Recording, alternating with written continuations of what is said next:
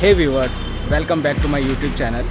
और आज की इस वीडियो में हम आए हैं यहाँ narrow gauge rail museum Nagpur. तो अभी जस्ट अंदर चलते हैं और सबसे पहले एंट्री टिकट लेते हैं। A few moments later. तो अभी हमारा टिकट हो चुका है और ये 25 रुपये का एंट्री टिकट है। अभी जस्ट यहाँ से अंदर चलते हैं।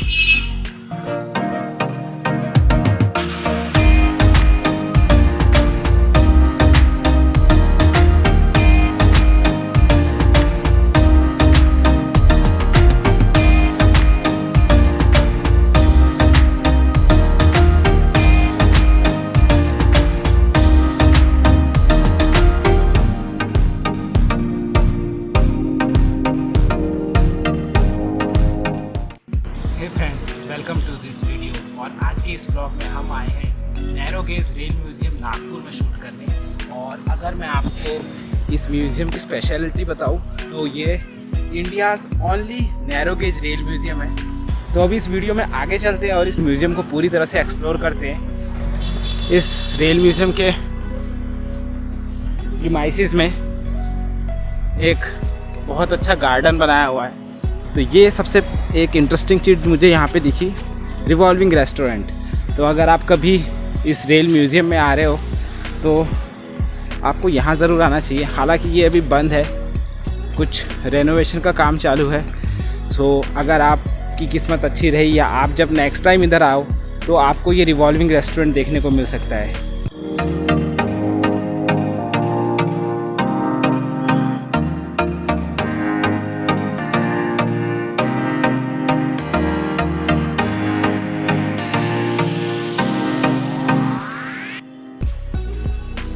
इस नैरो गेज रेल म्यूज़ियम में आपको वो सारी ट्रेन्स, स्टीम इंजन्स और लोकोमोटिव इंजन्स देखने को मिल जाएंगे जो कि अभी डिसकंटिन्यू हो चुके हैं। और कुछ सामने से आप इसका व्यू देखिए तो ये वो स्टीम इंजन है जो कि 1907 में नॉर्थ ब्रिटिश लोको कंपनी ने बनाया था और जिसकी maximum speed 50 kilometres per hour थी।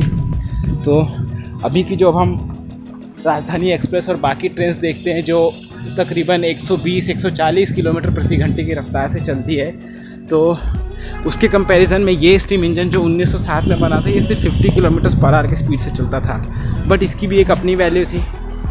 और रेल म्यूज़ियम में आपको बहुत सी ऐसी चीज़ें और देखने को मिलेगी जो कि रेलवेज़ द्वारा यहाँ पे बहुत अच्छी से प्रिजर्व की हुई है और जिसकी इम्पोर्टेंस हम सभी को पता होनी चाहिए कि भारतीय रेलवे का इतिहास क्या रहा है। तो अगर आप भी उन चुनिंदा लोगों में से हो जिन्हें भारतीय रेल के इतिहास को बहुत करीबी से जानना है तो आप यहाँ आ सकते हैं। और अभी हम नैरो गेज रेल म्यूज़ियम की मेन बिल्डिंग के अंदर जाने वाले हैं, जहाँ पर आपको और कुछ स्टीम इंजन्स या लोकोमोटिव्स में आपको दिखाता हूँ। और मुझे जहाँ तक लग रहा है हमें जो उनकी मेन बिल्डिंग है वहाँ पे कुछ और चीज़ें देखने को मिलेगी। तो ये वो मेन एंट्रेंस है, इनकी मेन बिल्डिंग है। तो इस नैरो गेज रेल म्यूज़ियम की स्थापना 14 दिसंबर सन 2002 को हुई थी। और ये वो 5 बगनाल स्टीम इंजन है जिसका मैन्युफैक्चरिंग 1916 में हुआ था और इसकी maximum speed 25 kilometre per hour है। अगर मैं आपको यहाँ पे दिखाऊँ तो ये वो स्टीम इंजन है 5 बगनाल जिसकी मैक्सिमम स्पीड 25 किलोमीटर पर आ रहा है और इसे 1916 में बनाया गया था। तो स्टैनफोर्ड इंग्लैंड से ये बना था। और भारतीय रेलवे का एक बहुत ही पुराना इतिहास है। तो अगर आप उन चुनिंदा लोगों में से हो जो भारतीय रेल के इतिहास को बहुत करीबी से जानना चाहते हो तो ये पूरी जगह सिर्फ़ और सिर्फ आपके लिए है। और आप यहाँ पर आके भारतीय रेल के इतिहास के बारे में बहुत सारी ऐसी चीज़ें जान सकते हो जो शायद आपको कहीं किसी बुक पे या कहीं इंटरनेट पे अवेलेबल ना हो। और यहाँ पे बहुत सारी कुछ एक्चुअल तस्वीरें भी लगी हुई है। अगर मैं आपको यहाँ पे दिखाऊँ तो ये जो NG diesel loco shed Motibagh में था, तो ये वैक्यूम एग्जॉस्टर की असेंबलिंग, वॉइस ट्रांसमिशन ओवरहॉलिंग। सो ये वो सारी एक्चुअल फ़ोटोज़ हैं। ये वो डीजल लोकोमोटिव इंजन है जिसकी मैं आपसे बात कर रहा था। और तब जो मैकेनिकल पार्ट्स होते थे रेलवे के या ट्रेन्स के, वो सब का पूरा मेंटेनेंस मैनुअल होता था, जो कि कुछ इस तरीके से किया जाता था जो आप यहाँ पर अभी देख सकते हो। और ये उसी की हिस्ट्री के बारे में कुछ चीज़ें बताई गई है कि 1904 से लेके 1926 तक किस तरह स्टीम इंजन्स की जो बदलाव आया है उसके। तो ये एक रेवोल्यूशनरी है। और अभी जो सन 2021 में हम जो ट्रेन्स और जो राजधानी एक्सप्रेस और जो भविष्य में आने वाली बुलेट ट्रेन्स की बात करते हैं, तो हमें इस इतिहास को नहीं भूलना चाहिए। और ये इतिहास वो है जो हमारे इस देश को गौरवान्वित करता है। और इसी के कड़ी में एक ये लोकोमोटिव इंजन है जो कि जापान में 1955 में बना था, और 1950 में ये एक जो जर्मनी में बना था, और फिर ये 1907 वाला जो मैंने अभी आपको वीडियो में पीछे दिखाया है, जो नॉर्थ ब्रिटिश लोको कंपनी ने बनाया था, जिसका यूनिट मैंने आपको सामने दिखाया। और ये वो एक स्टीम लोको इंजन है जो कि एक हाई पिलर रेलवे ब्रिज के ऊपर से जा रहा था। और ये वो BNR है, BNR 466, जो कि 1913 में north British locomotives company limited ने बनाया था। और उसी के अलावा यहाँ पर ये कुछ मैकेनिकल पार्ट्स के बारे में यहाँ पे बताया गया है, जिसे लोको गॉजेस कहा गया है। और इसके अलावा ये कुछ यहाँ पर एक्चुअल यूनिट्स है, मोटर्स है, कुछ पार्ट्स है, जिसके बारे में यहाँ पर इस म्यूज़ियम में शोकेस किया गया है। तो आप यहाँ पर आके ये म्यूज़ियम का और ये जो भारत की रेल का जो इतिहास है उसके बारे में बहुत कुछ जान सकते हो। और ये जो मैंने आपको अभी बगनाल यहाँ पे दिखाया था, इसके पीछे में आपको एक कोच देखने को मिलेगी। इस कोच को अगर आप ध्यान से देखें तो ये कोच आपको दिखने में बड़ी लगेगी। ये कोच सन 1899 में बन के तैयार हुई थी। ये कोच आपको दिखने को बड़ी लगेगी। ये इस कोने से लेके ये वहाँ तक कोच है, बट अगर इसकी पैसेंजर कैपेसिटी की बात करें तो इसमें सिर्फ 8 पैसेंजर्स बैठ सकते हैं। जी हाँ, इसमें सिर्फ 8 पैसेंजर्स बैठ सकते हैं और इसकी maximum speed 50 kilometres per hour है। और ये जर्मनी में सन 1899 में बना था। और इसके अलावा ऐसी बहुत सारी चीज़ें हैं यहाँ पर। और ये जो मोतीबाग वर्कशॉप है, हम जहाँ पर अभी जिस जगह खड़े हैं, ये मोतीबाग एरिया कहलाता है, जहाँ पर ये रेलवे म्यूज़ियम बना हुआ है। और अगर इस म्यूज़ियम की और यहाँ पे जो वर्कशॉप थी, अगर उसकी ग्लिम्पसेस की बात करें तो जो कोच बनती थी उसकी बॉडी की फैब्रिकेशन, ये एक्चुअल फ़ोटोज़ है। और ये लैथ मशीन पे कैसे ऑपरेट होता था, सरफेस व्हील लैथ, और बोगी किस तरह से रिपेयर होती थी बोगी शॉप में, और व्हील सेट करना या ट्रांसपोर्टेशन ऑफ कोच वर्कशॉप में। और ये पूरी व्हील शॉप है और ये ट्रांसपोर्टेशन है किसी कोच का। और ये उनकी ये मेन एडमिनिस्ट्रेटिव बिल्डिंग थी।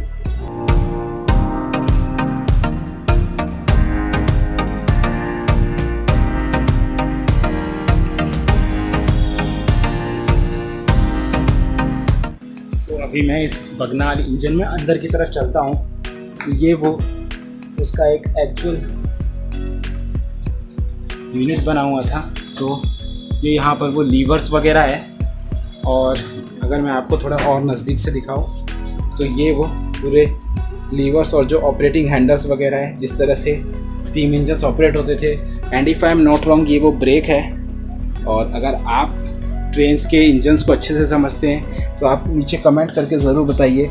And if you are fortunate enough कि आपने कभी भारतीय रेलवे में काम किया है, या आप उन लोगों में से हो जो रेलवे में काम करते हैं और ये वीडियो देख रहे हैं, तो आप हमें अपना भारतीय रेलवे के साथ एक्सपीरियंस ज़रूर नीचे कमेंट बॉक्स में शेयर कीजिएगा। और अभी आगे की तरफ चलते हैं।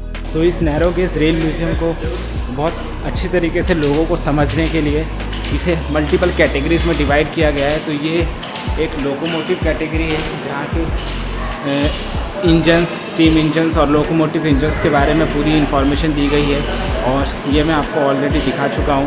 और इसी से अगर आगे की तरफ चले तो ये लोकोमोटिव्स का सेक्शन हो गया। और ये जो अब ये सेक्शन है, ये कोचेज़ और वैगन्स का है, जहाँ पे आपको एक्चुअल कोचेज़, उनके पार्ट्स देखने को मिल जाएंगे। और ये वो बिल्डर प्लेट्स है जो आपको कोचेज़ के ऊपर में देखने को मिलती होंगी, जिससे कि आपको ये पता चल सके कि ये कोच कब बनी थी, कौन सी वर्कशॉप में बनी थी और किसके द्वारा बनाई गई थी। और ये जो कोचेज़ की रिपेयरिंग थी, ये उन सब की एक्चुअल फ़ोटोज़ है जो यहाँ पे लगी गई है। ये उस टाइम की तस्वीरें हैं जब मैं नहीं था या शायद आप लोग भी नहीं थे, तो तब ये उन सब लोगों के एफर्ट्स है जिसकी वजह से भारतीय रेलवे आज जिस लेवल पर है वहाँ पे पहुँचा है।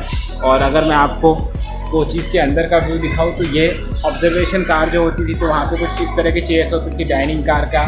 तो अगर आप नागपुर में रहते हो तो ये आपके लिए बहुत सौभाग्य की बात है और आपको ये चीज़ आकर यहाँ पे ज़रूर देखनी चाहिए, क्योंकि ये वो चीज़ है जो पूरे भारत को गौरवान्वित करती है, हम सभी भारतीयों को गौरवान्वित करती है। और ये भारत का एकमात्र नैरो गेज रेल म्यूज़ियम है जो कि नागपुर में स्थित है। और अभी हम तीसरे सेक्शन की तरफ चलते हैं। कोच एंड वैगन हमारा हो चुका है और अभी अगर मैं सिग्नल एंड टेलीकॉम की तरफ में आऊँ तो ये सिग्नल एंड टेलीकॉम का सेक्शन है।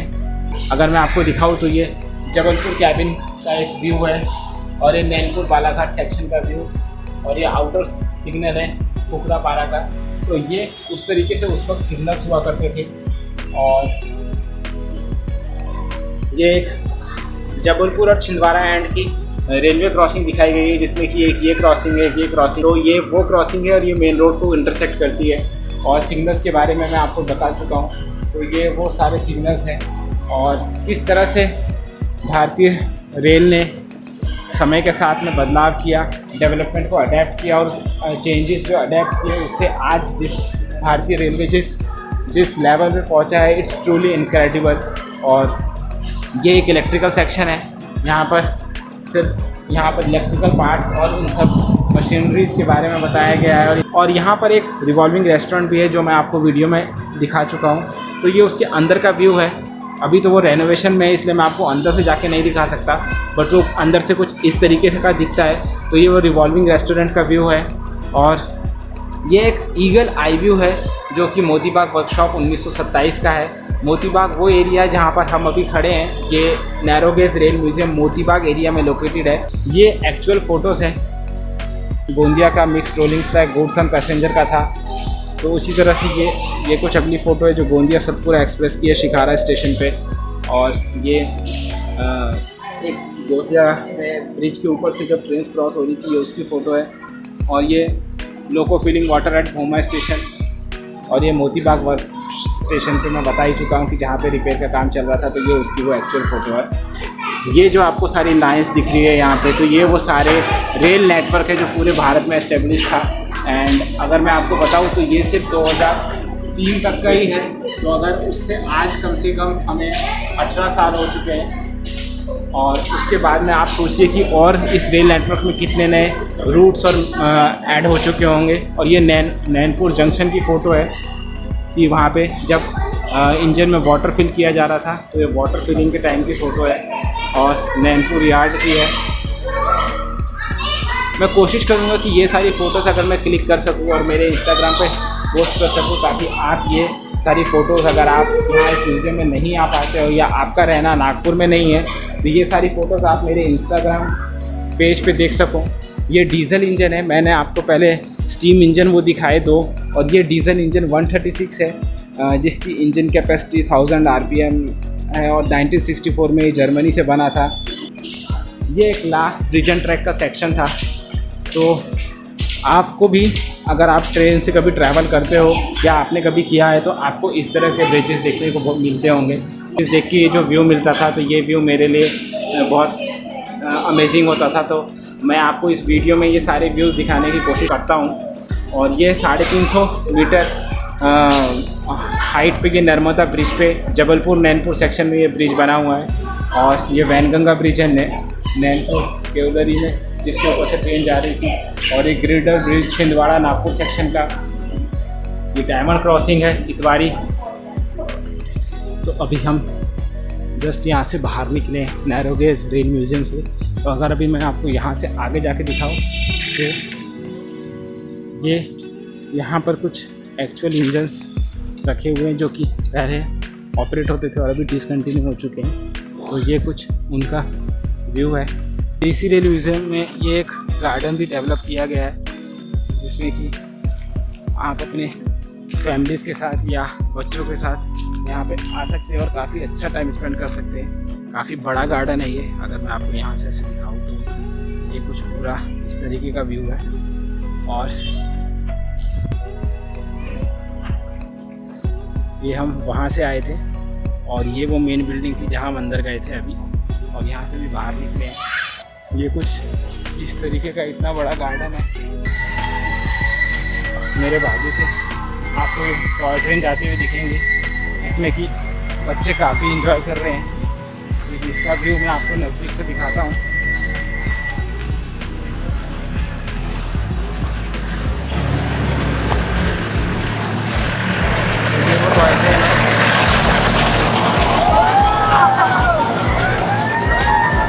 आपके बचपना बाकी है और आप यहाँ पे आके इस टॉय ट्रेन को एंजॉय करना चाहते हैं तो आप इस म्यूज़ियम में आ सकते हैं। यहाँ पर एक फाउंटेन का सेक्शन है जो कि अभी चालू नहीं है, ये शाम में चालू होता है। तो ये जो रेल म्यूज़ियम है ये 2 टाइमिंग जोन पे ऑपरेट करता है। अगर मैं आपको बताऊँ तो एक विंटर जोन बोल सकते हो आप इसको, और एक समर जोन।